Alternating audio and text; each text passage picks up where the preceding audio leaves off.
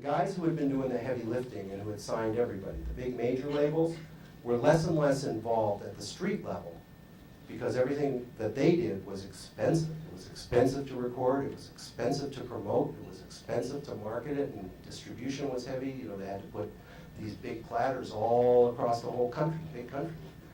So these little guys were actually out there doing the A&R, and they were out there because of their passion for music. And if they weren't creators, they were the lovers of creativity.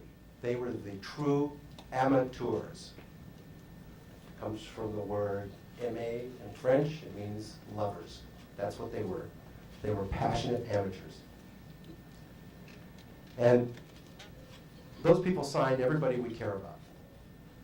Everybody we ever thought of. Everybody, I mean, Motown Records, take a look at it. I'm actually meeting with Barry Gordy on Monday, who's doing his life story, that'll be standing in the spotlight at Motown as opposed to standing in the shadows. But that's got to be an amazing story. So all these fantastic, you know, entrepreneurial, artistic, wonderful people who were simply just lovers of the form and had to record. They found all the talent we care about. At some point, when the talent became recognized by people outside of a 4-block radius, the smell would rise up to the level of the major labels. They go out, they approach the little label or the artist directly, and with a big check would entice them to sell their contract and sign up. Mephistopheles would enter the room with a big check and say, "Come with me. I give you riches beyond your wildest dreams." And people signed. And some of them were wildly successful. Their lifestyles changed. They became slaves to their new masters to a certain extent. Some were able to transcend and dictate their own careers, but very few. Very few. Most of them had to succumb to the pressures of the business. And that's the way the music business went for a while. And then it became more and more competitive. It was no good to have scratchy little recordings that were done in back rooms anymore. And people would now have, you know, stereo was coming and FM radio was coming and people wanted better sounding stuff, more production and so on. And studios started to become important again. And consoles got very sophisticated and outboard gear started coming along. And people like Larry Fast had to have a whole room full of electronics. It was not good enough to just have a keyboard. And suddenly it was very expensive to make records again. Suddenly the recording business became heavy lifting one more time. And that lasted through the late 1960s, the 1970s, the 1980s, even into the 90s, and pretty well up until now. Where it was a heavy lifting business, it was all about spending a lot of money to make stuff, spending a lot of money to market it and drive it, and putting it out to make a lot of money. And anything that didn't make a lot of money was instantly disposed of because it was too expensive to keep it around. And people who signed in those days didn't even have the intermediary step, they didn't even get to go from the passion of the garage in the little town through Sam Phillips or someone who would love them and nurture them and work with them and, you know, and just help them to achieve their dreams. They would go straight to a major because Mephistopheles would show up with a big check and say, "I'm going to make it possible for you to be a star." And they'd go for it. They'd sign right away. They'd go for the money.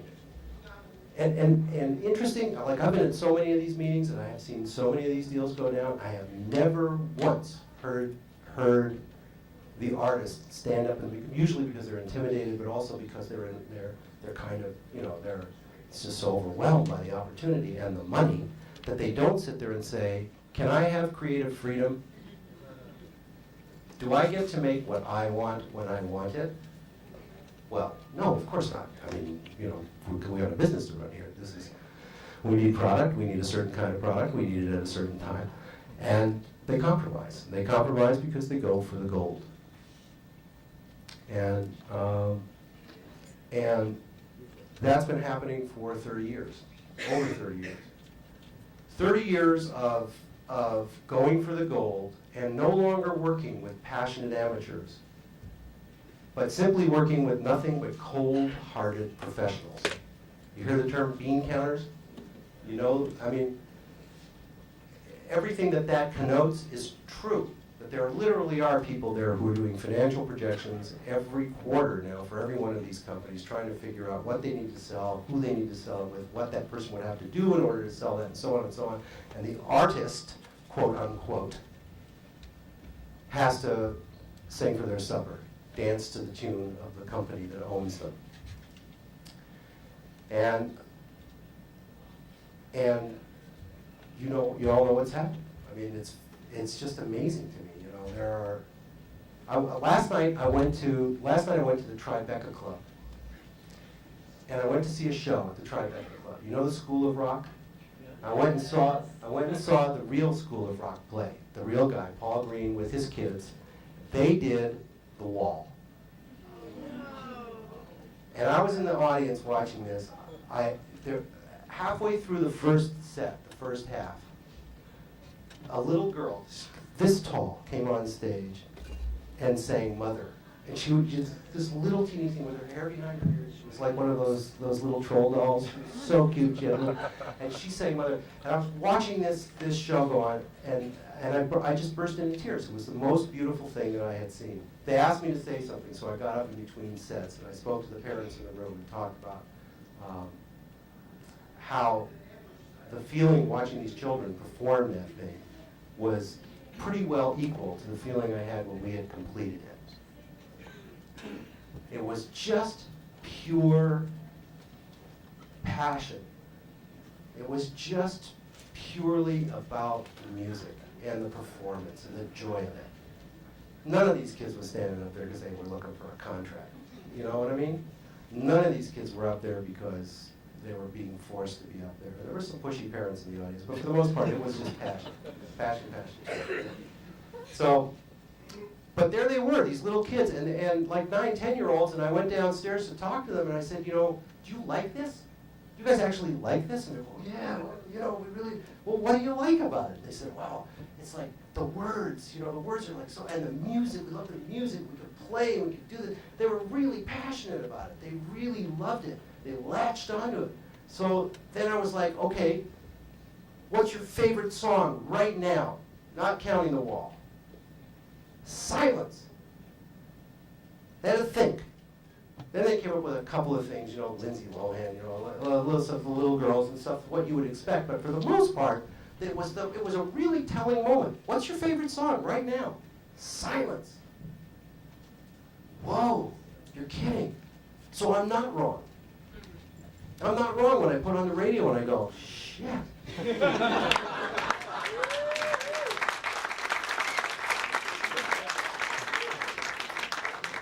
What are we doing? What are we doing?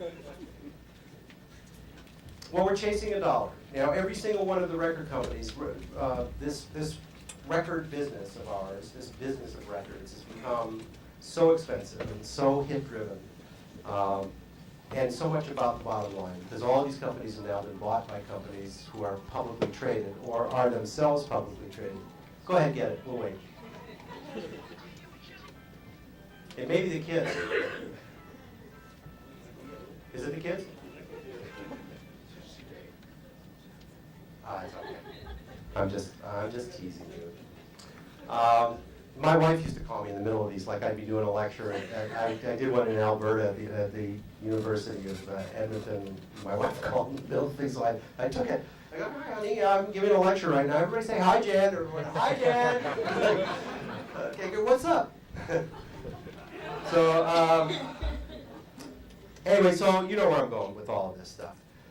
The industry itself is what it says. It's an industry. It's a business. It is about money. It is about selling things. It is not about you. It's not about your art. It is not about making you better people. It is certainly not about helping you to create what you need to create. It is about taking what it sees of you that might be commercially viable, sucking it out of you as quickly and as efficiently as they can, and putting it out into the market to sell it to as many people as they possibly can, and then moving on. See ya, bye. That's the reality.